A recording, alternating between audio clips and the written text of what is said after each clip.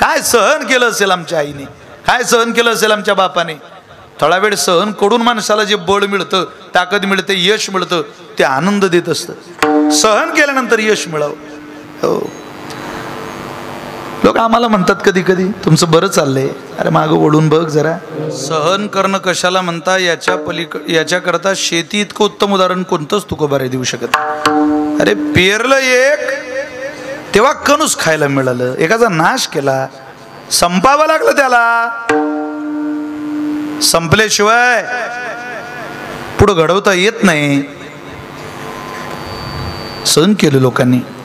आता सहज बाजारात पैसे उपलब्ध होता. दाऊदपूरकर, विशाल महाराज खोलेचे शब्द जरा डोक्यात शिरवा. 10-15 वर्ष अगोदर एखाद्याकडून व्याजानं जरी पैसे घ्यायचे म्हटले तरी त्याच्याशी वर्षभर चांगलं बोलावं लागायचं, तेव्हा तो व्याजानं पैसे द्यायचा. वर्षभर. अरे आमच्या घरी निघालेली पहिली दयाची खोप म्हशीच्या, पहिलं खिरसाचं दूध आमचा बाप त्या सावकाराच्या घरी घेऊन जायचा. यानं अडचणीत कामाला आलं पाहिजे, वा पोरांना मदत केली पाहिजे. तुमच्या माझ्या अनेक पोरांचे झोके मोठ्या भावानं दिलेले आपल्याला लक्षात ठेवा. झोपून द्यावं लेकरू, नाही ना शेतात जावं. बाळताना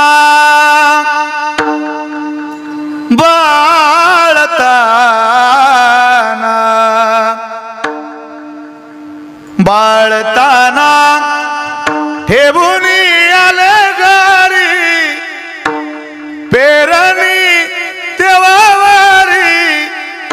हो तशी ती पण चालते, घरी पाळण आलते. तशी ती पण चालते, घरी पाळण आलते. तशी ती पण चालते, घरी पाळण आलते. त्या पाळण्याची दोरी हलायची.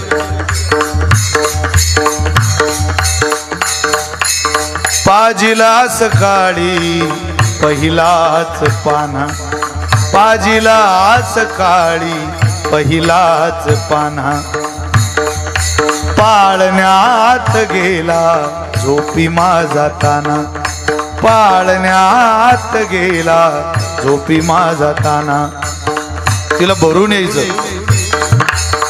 मायेचा जिव्हाळा,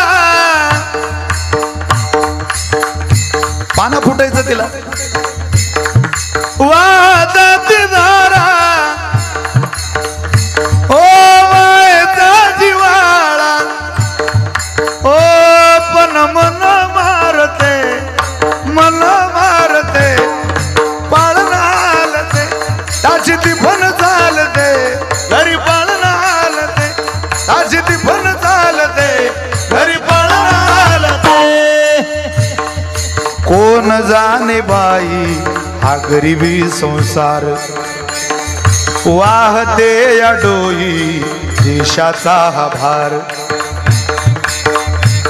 राब राबुनी, राब राबुनी, राब राबुनी पिकविते अन्न, राब राबुनी पिकविते धान्य.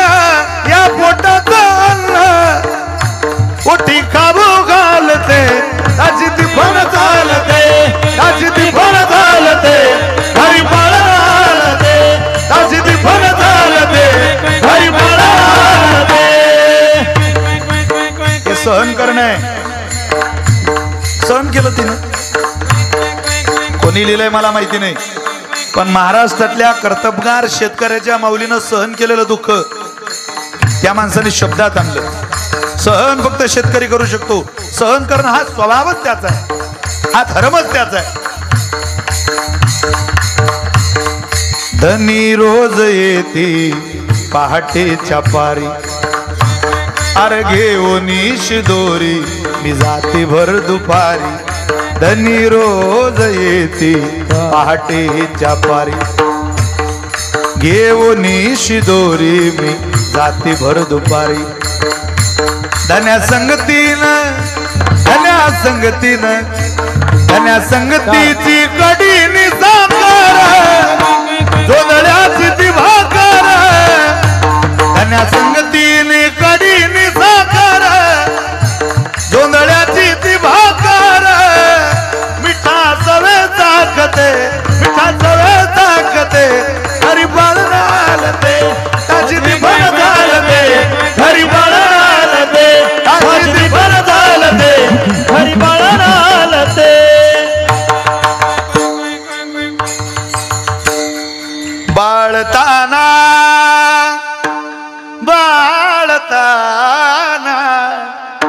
बाळताना ठेवूनी आले घरी पेरणी देवावारी ओ ताशी ती पण चालते घरी बाळला ते कोण करू शकते हा सहन करणं शेतकऱ्याच्या आईचा स्वभाव आहे आमच्या आईने केलंय आम्ही पैदाच दुःखात झालो आमचा जन्मच त्या पाळण्यातला आहे जिथं मायनं झोपावं शेताला जावं जी काम शेतात करते चित्त तिचं झोक्याजवळ असतं कोण सहन करू शकतं सहन करणं हा स्वभाव बनवा सोसणं हा स्वभाव ज्यांनी बनवला त्याला सुख मिळतं ज्या बाईनं 4-5 वर्ष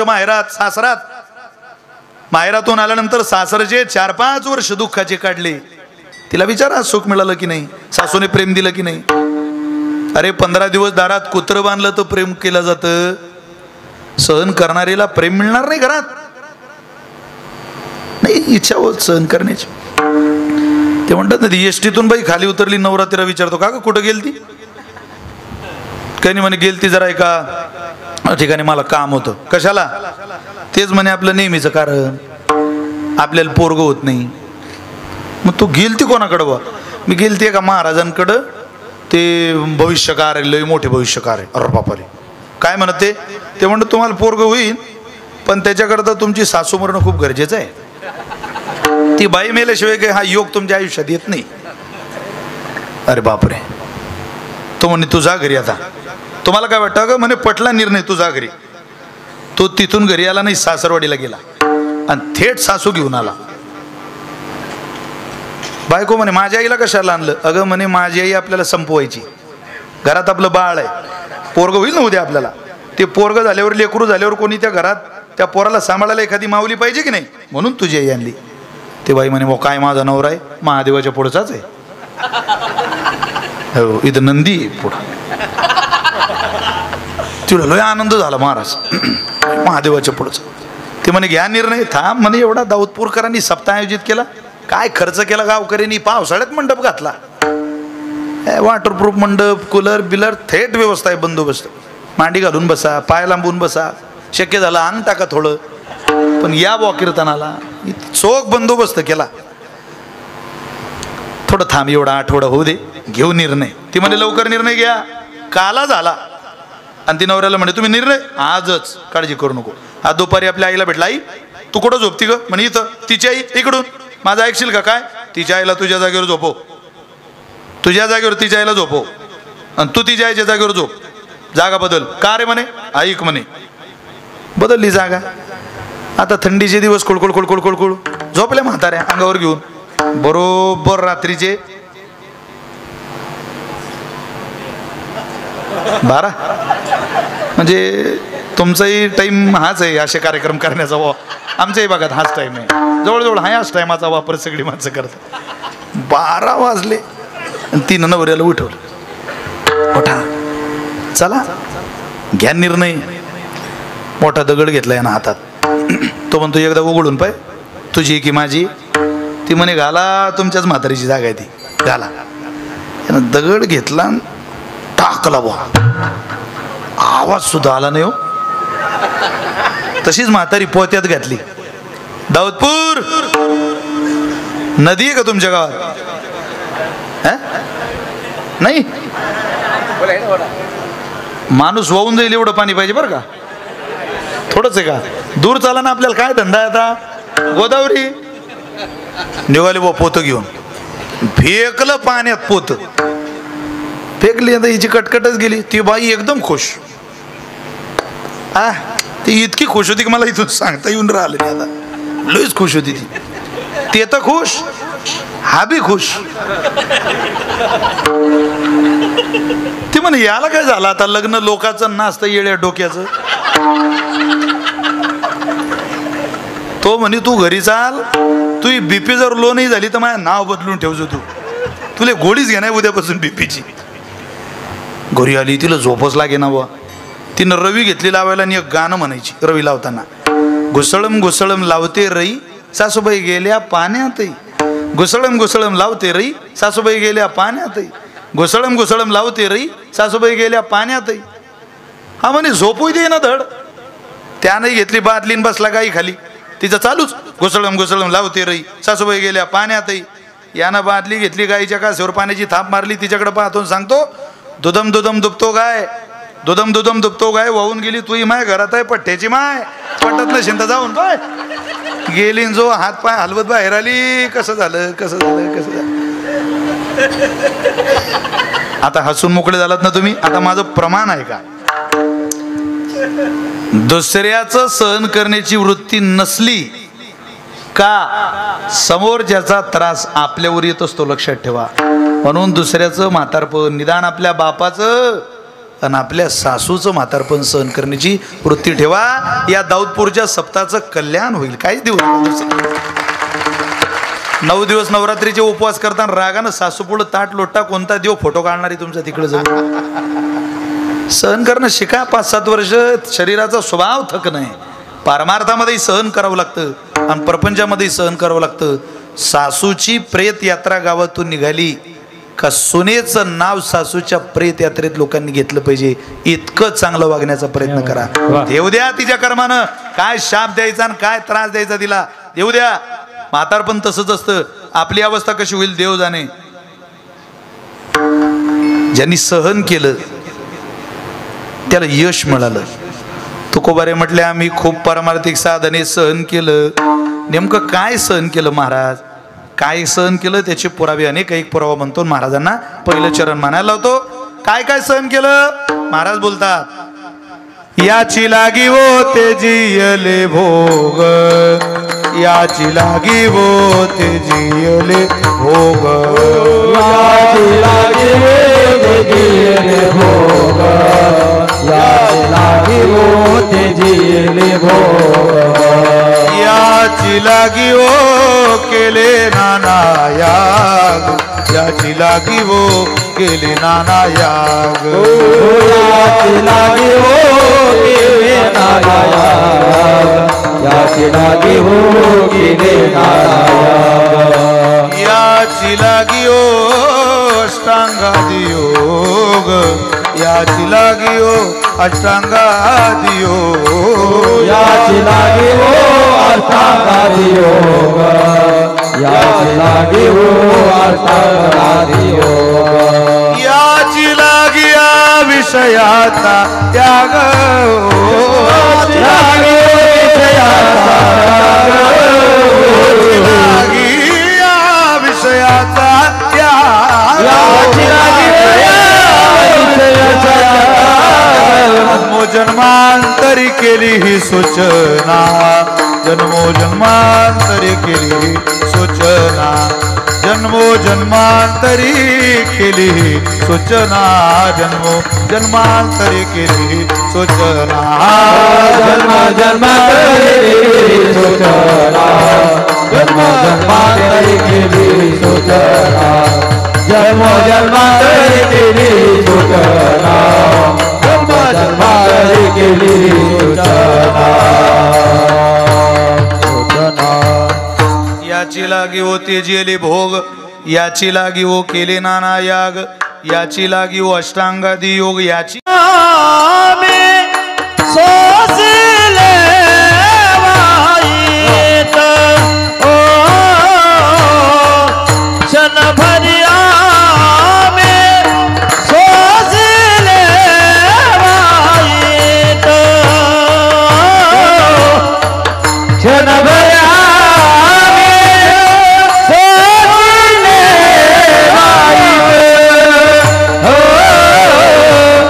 क्षण भर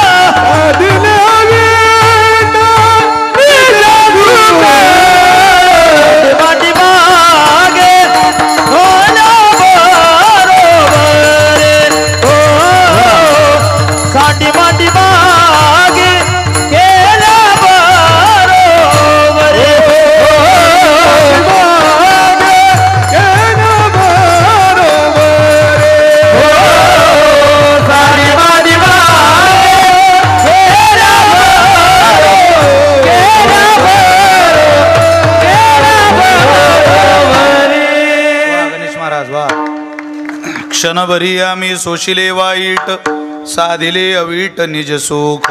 आम्ही सहन केलं, तो क्षण म्हणजे उभं आयुष्य होतं, पण जे मिळालं ते अवीट आहे, ज्याचा कधी वीट येत नाही. सर्व संगे वीट आला, तू एकला आवळशी. अवीट असलेली गोडी आम्हाला त्या निजसुखाच्या, निजसुख असलेल्या परमात्म्यानं दिली. जेव्हा मनुष्याला काही गोडी चाखायची, एक तर ती गोडी अवीट असावी. आपण जे चाकतो त्याचा वीटच आलेला आहे. एकदा माणसाला कळालं की हे अवीट आहे, मग मनुष्य तिथून पुढे जात नाही. वक्ते बाबा जुना दृष्टांत सांगायचे, बाबांच्या मुखातून अनेकदा जुने दृष्टांत बाहेर यायचे. बाबा बोलायचे, एकदा पाहिली ना मनुष्यानं की हे घाण आहे, घाण मनुष्याला स्वीकारता येत नाही.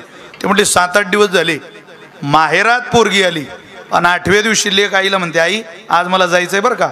कोण येतंय घ्यायला तुला? मला माझे मिस्टर घ्यायला येणार आहे. अरे बापरे, बर बर.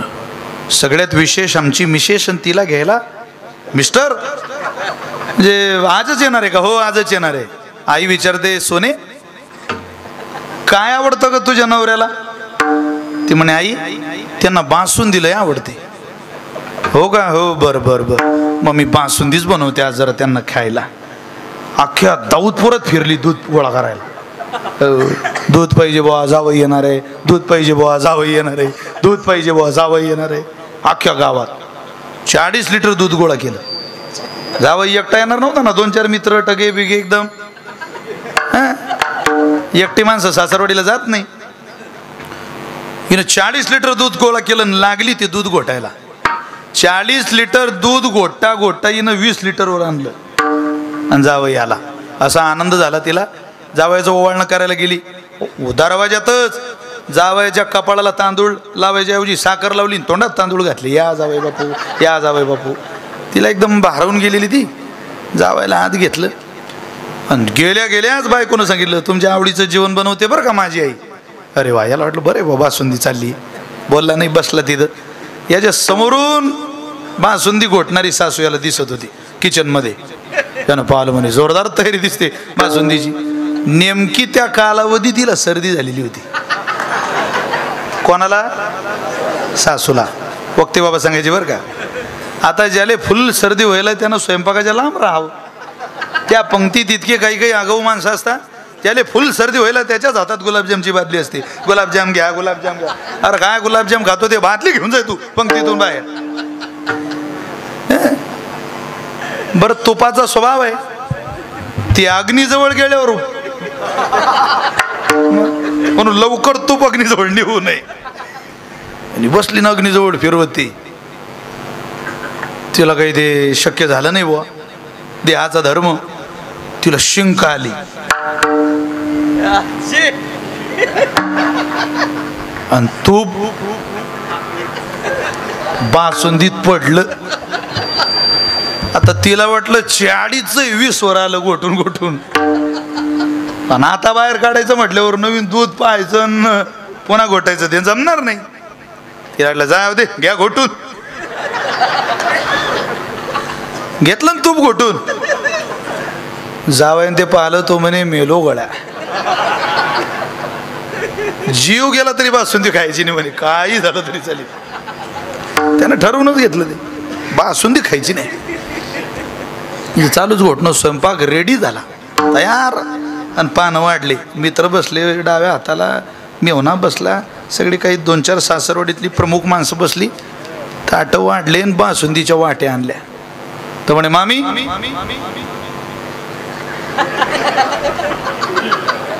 बाकीचं संपवतो मी, बासुंदी मला नकोय. नकोय? तुमच्याच तर करता बनवली.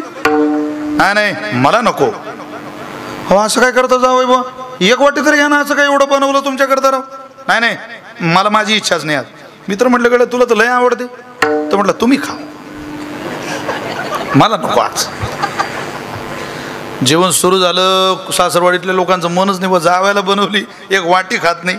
सासरा म्हणे, बापू घ्या बुवा, पाहिजे तर 5-50 हजार रुपयाचं वडगण लावतो तुम्हाला, पण तुम्ही बासुंदी नाही म्हणे. बा मला बासुंदी आज खायचीच नाही. 4-4 वाट्या ज्यांनी पिल्या ते म्हणत, एक नंबर जोरदार बासुंदी झाली, तू एखादी वाटी घेऊन पाय. तो म्हणे तुमच्याकडे पाहिलं की हे बाकीचं बी जात नाही मला, तुम्ही बासुंदी का पिऊन घ्या, तुम्हाला अजून घ्या 5-5 वाट. सगळंच विनंती करता एखादी वाटी तरी घ्या, एखादी वाटी तरी घ्या, कोणीच घेत नाही. त्या सासरवाडीत एक चेष्टेचं नातं असतं. कोण? मिवणी. ती आली, दाजी. आता दाजी म्हणता की नाही तुमच्या भागात? काय म्हणता तुमच्या भागात? दाजी. भाऊजी, दाजी रुबाबदार शब्द आहे. भाऊजी, ओ दाजी. अरे बाप, आता कोणी? जिजू? नाही, जिजू. ती आली म्हणे, जिजू काय तुम्हाला माझी शपथ आहे, एक वाटी घ्याच. तो म्हणे तुझ्या खानदानाची शपथ घातली तरी मी घेत नाही रे, माझी शपथ आहे. तुला माहित आहे का ते बासुंदी? ती म्हणे आज तू जिजू एकदम, जिजूची तळपायाची मस्तकात गेलेली, तो काय करे. सासू म्हणे बाई जनावर तू आहे, एकदा तूच जाऊन पाय ना. ऐकलं तर ऐकलं. पोरीला म्हणे ती आली म्हणे, इतकी सगळी विनंती करताय तर घ्या ना एक वाटी. तो म्हणे नेमकी बासुंदी खाऊ की या जगात मिळत नाही ते तूप खाऊ, तुले बुद्धी आहे का काही? दृष्टांत संपला. वक्ते बाबाचा भाव खूप गोड सांगायचे. तो जावई म्हणजे संत रूपी जावई आहे. संत रूपी जावई ज्या वेळेला या सासरवाडीत फिरायला आला त्यावेळेला त्या जावयानं पाहिलं, अरे हे तर सगळं घाणीचं साम्राज्य आहे, हे दिसायलाच चांगलं आहे पण याचा अंतरात्मा काही सुखाचा नाही रे बाबा, आनंदाचा नाही. आता हे स्वीकारायचंच नाही.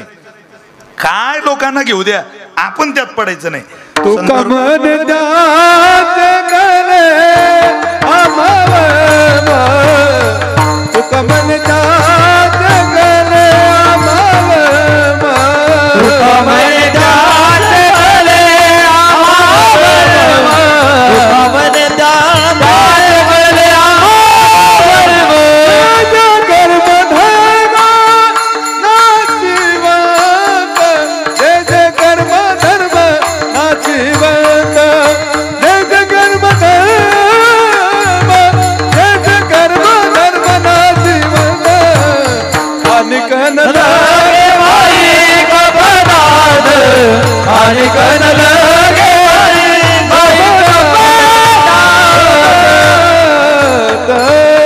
जे कर्म धर्म नाशिवंत ते नाशाला जाणार आहे. तुका म्हणे त्याचे कळले आमावर्म. आता त्यात पडायचं नाही, आता त्याचा त्याग करायचा. आणि त्याग केल्यानंतर विटणार. चांगलं दिसलंय पण विटलेलं आहे, काय खाता त्याला? आम्ही ते सुख अनुभवलं ज्या सुखाचा कधी नाश होत नाही. साधिले अवीट निज सुख, ज्या सुखाचा कधी विटही येत नाही, ज्या सुखाला कोणी बाधाही पोचू शकत नाही, ज्या सुखामध्ये कोणी दुःख मिश्रित करू शकत नाही. अहो सुखाला जरी सुखी व्हायचं झालं तर पाहता श्रीमुख सुखावले सुख, डोळियांची भूक नवजे माझ्या, जीवे गोड 3 अक्षरांचा रस, अमृत जया सपिके पुढे. विठोबा विसाविया विसाविया, पडो देई पाया पडो देई पाया. विठोबा विसाविया विसाविया. आपला विसावा जर देव असेल तर मायेनं निर्माण केलेली साधनं स्वीकारायची नाही. तुकोबारे म्हटले आम्ही ती स्वीकारलीच नाही. या अभंगाचा समन्वय दोन्ही चरण म्हटली तेव्हाच लागतात. तुकोबारे म्हटले आम्ही जे अगोदर मायेच्या आधाराचं स्वीकारलं त्यानं सुख तर मिळालं नाही, उलट अधिक पटीने दुःख वाढवून घेतलं.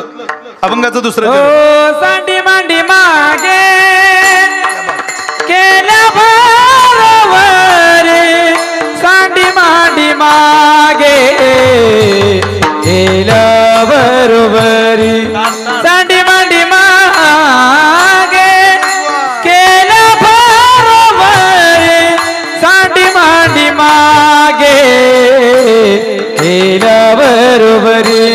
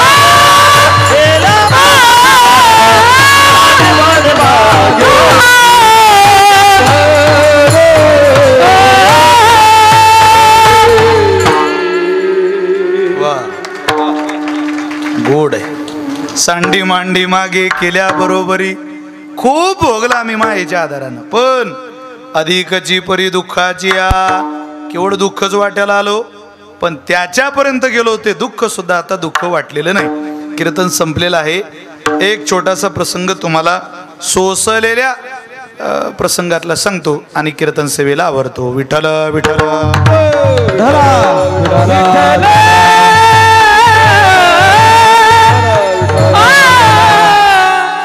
ऐका, सोसणं खूप झालं आणि सुख मिळालं की सोसणं संपून जातं. ज्या वेळेला जगन्नाथपुरीला अनेक दिंड्या जातात, पंढरपूरला जशा दिंड्या जातात तशा जगन्नाथपुरीलाही जातात. तुम्ही बोर नाही झाले, ऐकताय? जगन्नाथपुरीला वारकरी पद्धतीत भजन करत भजनावलीत जात वारी करण्याची पद्धत आहे. त्या जगन्नाथपुरीला सजन कसई नावाचे वारकरी निघाले, महान संत. वारीला लागले, मजल दर मजल मुक्काम दर करत करत करत करत भजन करत प्रवासाला लागले. एका ठिकाणी दिंडीचा मुक्काम झाला. तिथली पद्धत अशी होती, वारकरी वाटून दिले जायचे. आता एवढं गाव आहे ना, 2-2, 4-4 वारकरी तुमच्या घरी वाटून द्यायचे. एक सद्ग्रस्त आला, सजन महाराजांना म्हटलं, महाराज आमच्या घरी तुम्ही आरामाला चला, एक रात्र विश्राम करा आणि उद्या सकाळी पुन्हा तुम्ही दिंडीमध्ये सहभागी व्हा. ते म्हटले हरकत नाही. सजन महाराज त्यांच्याकडे गेले, 2 घास जेवण केलं, रात्री आराम केला. पडल्या पडल्या त्यांना झोप लागली. एकदम मनुष्य थकलेला असला की झोप लागते. वारीमध्ये बिछाना पाहायची गरज पडत नाही. भूक ना मागे चबाना, नींद ना मागे बिछाना. ओरिजिनल माणूस भुकेला असला की पदार्थ पाहत नाही, आणि ओरिजिनल माणूस झोपी आलेला असला की बिछाना पाहत नाही. जिच्या हातात दिवसभर रिमोट आहे ती बेर रात्री म्हणते मुझे नींद नाही, मुझे चैन नाही. ती सुखानं झोपत नाही. तिला सांगावं लागतं तू कांदेला वेले 8 दिवस नीट झोपशील. झोपावं असं वाटत असेल शांत तर कष्ट पाहिजे शरीराला, बिना कष्टाची झोप लागत नाही. झालं असं, सजन महाराज झोपले, गाढ झोप लागली. मध्यरात्रीला त्या घराची मालकी नवरा झोपल्यानंतर सजन महाराजांकडे आली आणि सजन महाराजांना उठवते आणि म्हणते, महाराज तुम्ही घरात आले तेव्हापासूनच माझा डोळा तुमच्यावर होता, तुम्ही माझा स्वीकार करा. त्यांनी डोळे सोडून त्या बाईकडे बघितलं आणि ते म्हटले, बाई अगं तुझा नवरा घरात झोपलाय वेडे, आणि माझ्यासारख्या परपुरुषाकडून तू अशी अपेक्षा करते, कोण तुला स्त्री म्हणेल ग, कोण तुला बाई म्हणेल. अगं जा तुझ्या नवऱ्याला उठव. तिला वाटलं याला मला हात लावायला माझा नवरा अडचणीच आहे, म्हणजे माझा नवरा अडचणीच आहे तुम्हाला आहेत. ती घरात गेली, पलंगाखाली कोयता पडलेला होता. तो कोयता घेतला आणि सजन महाराजांना आवाज देऊन नवऱ्याचं मुडकं तोडून टाकलं, छाटूनच टाकलं. महाराज रक्ताचा पाट व्हायला लागला, थरथर कापत होते सजन महाराज. अरे राम राम राम राम राम राम. ती म्हणे, महाराज आता नवरा संपलेला आहे, काळजी करू नका, तुमच्यावर यातलं काही येणार नाही, माझा स्वीकार करा. अरे जी बाई शरीराची भूक भागवण्याकरता कपाळवरचं कुंकू पुसू शकते, तिच्यासारखी नालायक बाई या जगातली दुसरी कोणती नाही. काय मी तिला स्पर्श करायचा. आगला तुझ्या सौंदर्याला, तू हे वरूनच दिसायला बरं आहे, याच्या आत किती घाण आहे हे आम्ही अनुभवलेली. आगला बाहेर पडले. तिला वाटलं नवराही गेला नाही जातोय. एकच पर्याय शिल्लक होता. तिनं तिचे कपडे वगैरे फाडण्याचा प्रयत्न केला, आरडाओरड केली, गाव गोळा केलं. गोळा झालेली माणसं त्या एका माणसाला मारहाण करायला लागली. जग खरा खोट्याचा निवाळ करत नाही करत. आपण दुसऱ्याच्या आयुष्याचे न्यायाधीश बनतो आणि स्वतःच्या जीवनाचे वकील बनतो. ज्या दिवशी आपण स्वतःचा न्यायाधीशाच्या भूमिकेत दुसऱ्याकडे बघू, त्यावेळेला आपल्याला कळेल आपण कोण. दुसऱ्याच्या आयुष्याचे न्यायाधीश, आपले वकील, दुसऱ्याचा न्यायाधीश. याच्याबद्दल बोल, त्याच्याबद्दल बोल, संपवणं आवरणं मित्रा. खापराचं असतं तर फुटून गेलं असतं वेड्या. किती बोलतो, आवर त्याला जरा. नाहीच काही करता आलं तर निदान बोलणं तरी आवरण्याचा प्रयत्न कर, तुझ्यावर कृपा होईल आतून. जग एवढंच म्हणेला कोणाशी बोलत नाही, पण फलकट बोलतो म्हणणार नाही. विनाकारणच्या चर्चेत घालवलेला वेळ मनुष्याच्या वाणीचं तप घालवत असतं. आम्हाला काय माणसं म्हणतात तुमचे मोबाईल बंद असतात, काय करता बोलू, काय तुमचं माझ्याशी बोलणं झाल्यावर तुमचा उद्धार होणार आहे का माझा होणार आहे, काय संबंध काय. जेवढं लांब तेवढं संपलं कीर्तन संपलं. आम्ही आमच्या प्रवासाला, तुम्ही तुमच्या उपासनेला. साधू चलता अच्छा आहे, काय तुमच्या गावात मुक्कामाला यायचं आम्हाला. खरं ऐकण्याची तयारी ठेवा 7 दिवस, आणि 7 दिवसातून वर्षभर बॅटरी चार्जिंग करून घ्या. माझ्या सोपान महाराजांच्या कथेतून, या 7 दिवसाच्या कीर्तनातून. हे काय आपल्या बापदातीची जहागीरदारी नाहीये, मक्तेदारी नाहीये, काही 300-350 वर्षाचं आयुष्य नाहीये. इथं तुम्हाला सकाळी अटॅक आला तर देवाला द्यायचं उत्तर तयार ठेवा. चांगले चांगले करोडपती लोक होऊन गेले, सत्ताधीश, काहीच कामात आलं नाही त्यांच्या.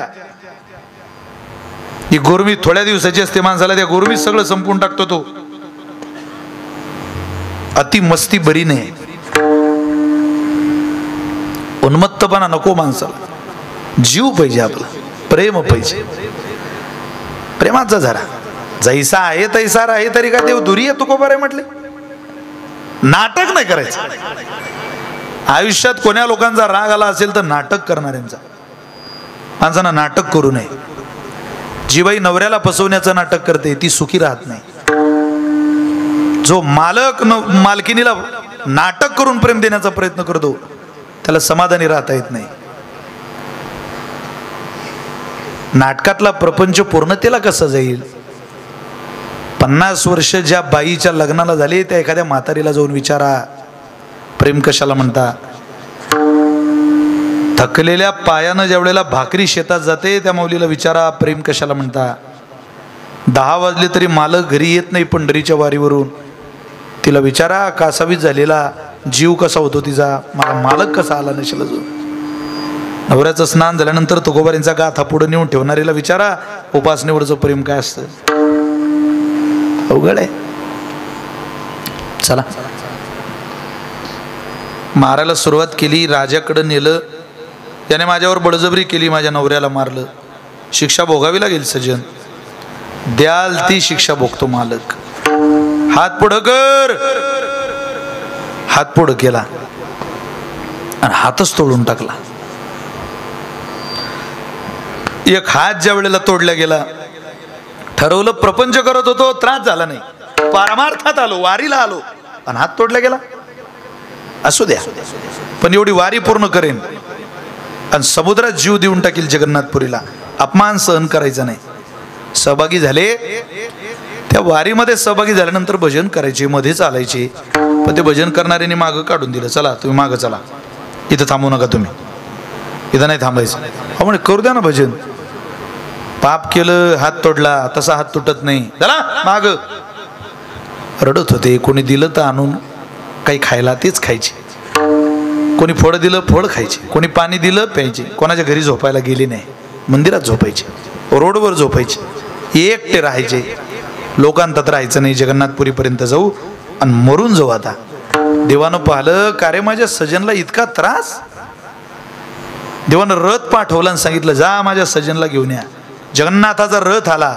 जेव्हा कोणीच नसताना आपलं, तेव्हा माय जगन्नाथ, बाप जगन्नाथ, अनाथाचा नाथ जनार्दन घ्यायला गेले आणि घेऊन आले सजनला रथात. तर देवानं बोलावलं. असा आनंद झाला. परमात्म्याजवळ आले, दर्शनच घेतलं, लोटांगण घातलं. प्रभू खूप त्रास झाला, पण असू दे. एक प्रश्न विचारायचा आहे तुला, मला निघायचं इथून, मला मरायचं आहे. प्रश्न एवढाच आहे, रथात बसवणारा तू आहे की हात तोडणारा तू आहे, तेवढं सांग. भगवान म्हटले, सजन हात तोडणाराही मीच आहे आणि रथात बसवणाराही मीच आहे. काळजी करू नको रे. अरे तुला रथात बसवण्याकरता हात तोडणं गरजेचं होतं. ज्या वेळेला तुझा हात तोडला त्यावेळेला तुझं कर्म होतं. म्हणजे तुझ्या पुढून गाय पळत होतीस सजन, गाय पुढं, गायीच्या मागं कसाब पळत होता. त्या कसाबाला त्या गायीला कापायचं होतं. गाय पुढं कसाब मागं, गाय पुढं कसाब मागं. कसाबा समोरून गाय इतकी वेगात पळत गेली की कसाबाच्या नजरेला गाय दिसली नाही. गाय तुझ्या समोरून पळत गेली. तू चौकात उभा, चौकातून कोण्या दिशेला गाय पळत गेली कसाबाला माहिती नाही. तो तुझ्याकडे आला आणि त्यानं तुला विचारलं गाय कुठे. तू बोलला नाही सजन, पण तू गायीच्या दिशेनं हात दाखवला. जिकडं गाय गेली होती तिकडं तू हात दाखवला. तुझ्या हाताचं ते कर्म होतं. तुझ्या हातामुळं तो कसा पुढं गेला आणि त्या कसाबानं गाईला मारलं. गाय मरायला कारण तुझा हात होता. तुझा हात तोडणं गरजेचं होतं. वा देवा, कर्माचं फळ भेटलं. आता बरं वाटलं. माझ्याच चुकीनं भेटलं ना, हरकत नाही. पण देवा, अरे माझा हात तोडला असता फक्त. पण या हाताकरता त्या बाईनं तिचा नवरा मारला ना, त्याचं काय? बाईनं नवरा नाही सजन, गाईनं कसाब मारला. केले कर्म झाले, तेची भोगा आले, उपजले मेले. ऐशे किती हे सजन माझ्या जवळे. मांडीवर बसवलं त्याला. बैस इथं. देवा, मांडीवर नको रे, किती वेळ बसू? अरे ते वारकरी जोपर्यंत येत नाही तोवर बैस. ते सगळे वारकरी आले आणि मग भगवंतावरच्या मांडीवर बसलेला तो सजन पाहला. ते म्हटले, हा तर नालायक माणूस आहे, आम्ही दिंडीतून काढून दिलेला, देवाच्या मांडीवर कसा बसला? ते म्हटले, परमात्म्याने आवाज दिला, वारकऱ्यांनो दर्शन पाहिजे का तुम्हाला माझं? हो. सजनच्या पायावर डोकं ठेवा आधी. तुम्ही त्रास दिलाय. माफी मागितली. डोळ्याला पाणी आलं सजन महाराजांच्या. पुन्हा त्याची पायी घाला मिठी घातली. कसं वाटतंय सजन? एवढंच वाटतंय देवा, जेव्हा मी ते भोगत होतो तेव्हा त्या यातना कठीण होत्या, पण ज्या वेळेला तू मांडीवर घेतलं त्यावेळेला असंच म्हणावं वाटतंय, क्षणभरी आम्ही सोशिले वाईट, साधिले अवीट निज सुख, सांडी मांडी मागे केल्या बरोबरी, अधिकची परी दुःखाची या. 11 वाजले. कीर्तनाची वेळ संपलेली आहे. बोलता 2 चरणाचा भाव आपल्याला सांगितला. 3रं चरणाचा भाव सांगतो आणि सेवेला आवरतो. 2 मिनिट भजन करा. विठोबा रखुमाई,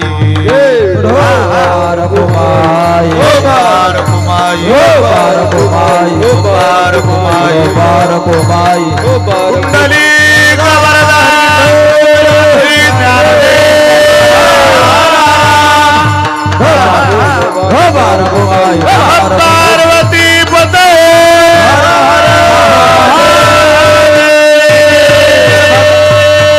सिद्धेश्वर भगवान की जय. सांडी मांडी मागे केल्या बरोबरी, अधिकची परी दुःखाची या. जगद्गुरु तुकोबरा असं म्हणतात, देवा आम्ही खूप सहन केलं, खूप सहन करून मायेच्या आधारानं दुःखही मिळवलं, परंतु आता तुझ्याजवळ आलो, परिणाम असा झाला, तुका मनेने जाणे नाही आता, राहिलो अनंताची पायी. आम्हाला येणंही राहिलं नाही आणि जाणंही राहिलं नाही. तुझ्या पायाजवळ आलो, सगळं सुख दुःख आमचं संपलं. देवा तू आमचा कृपाळ, देवा तू आमचा कृपाळ, भक्तजन प्रतिपाळ. नाटामध्ये तुकोबरे बोलतात, आता खऱ्या अर्थाने तुझी कृपा आमच्यावर झाली आणि ती कृपा आम्हाला आनंद देणारी आहे, समाधान देणारी आहे. आता तुझ्याकडून कसलीही अपेक्षा नाही. तुका मने येणे जाणे नाही आता, राहिलो अनंताची पायी. आपण देवाकडे जावून देवाकडेच राहावं अशी जर अपेक्षा असेल तर सोसायची सवय लावून घ्या, एवढी विनंती आपल्याला सगळ्यांना करतो. आणि